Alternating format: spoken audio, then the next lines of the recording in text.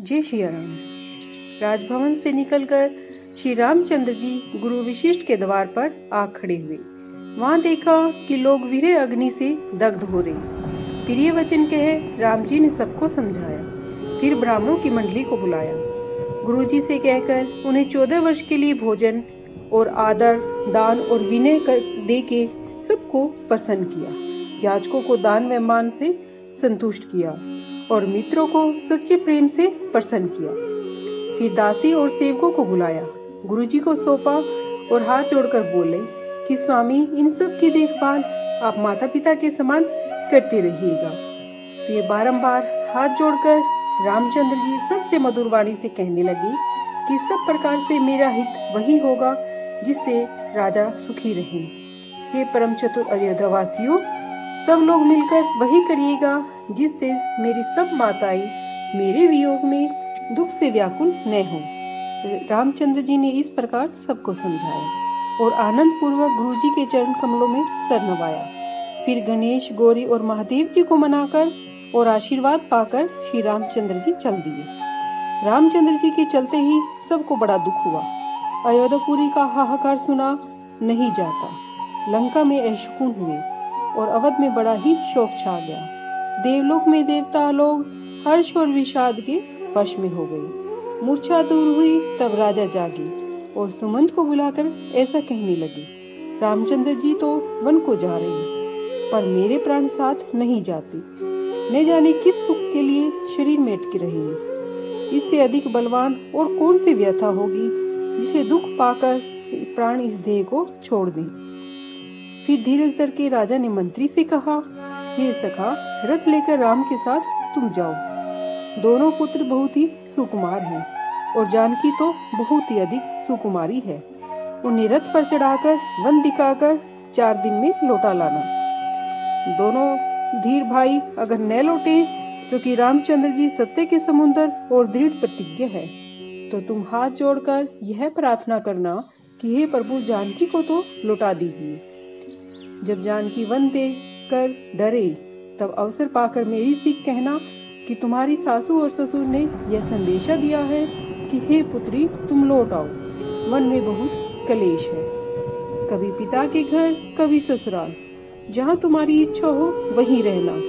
इस बात ही बहुत से उपाय करना। जो सीता लौट आवे तो प्राणों को सहारा हो जाएगा, नहीं तो अंत में मेरा मरण निश्चित है। कुछ वश नहीं चलता, भाग्य उल्टा हो गया है। राम लक्ष्मण सीता को लाकर दिखाओ। ऐसा कहकर मूर्छित होकर राजा पृथ्वी पर गिर पड़े। राजा की आज्ञा पा सिर नवाकर बहुत ही जल्दी सब तैयारी करके सुमंत वहां गए जहां नगर के सब नर नारियों समेत सीता जी और श्री रामचंद्र जी व लक्ष्मण जी थे।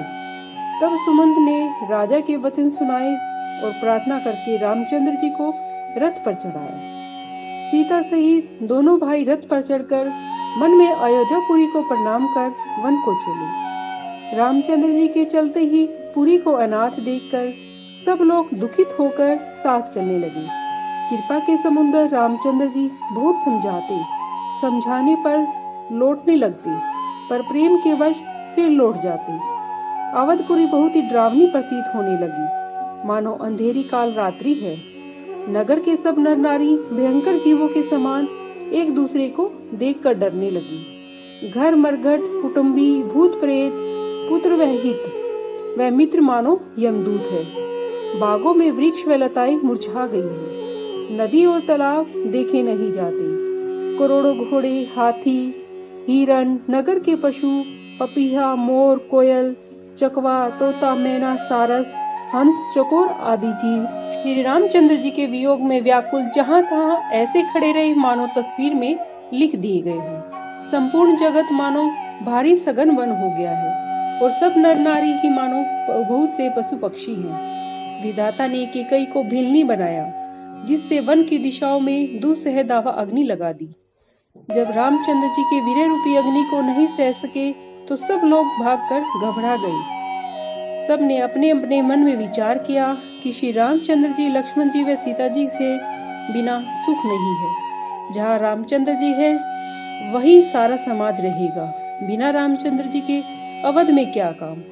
इस तरह पक्का विचार करके देवताओं को भी दुर्लभ ऐसे घरों के सुख को छोड़कर राम जी के साथ चले, जिन्हें रामचंद्र जी के चरणविंद प्यारे हैं। क्या विषय भोग उन्हें वश में कर सकता है? बालक और बूढ़ों को घर में छोड़कर सब लोग रामचंद्र जी के साथ चले। पहले दिन राम जी ने तमसा नदी के किनारे निवास किया। प्रजा को प्रेमवश देखकर राम जी के दयालु हृदय में बहुत दुख हुआ। दया से पूर्ण स्वामी रघुनाथ जी पराये दुख को जल्दी समझ लेते हैं। रामचंद्र जी ने स्नेह युक्त मधुर सुहावने वचन कहकर बहुत प्रकार से लोगों को समझाया और धर्म संबंधी अनेक उपदेश दिए, परंतु मारे प्रेम के लोग लौटना नहीं चाहते थे। जय श्री राम।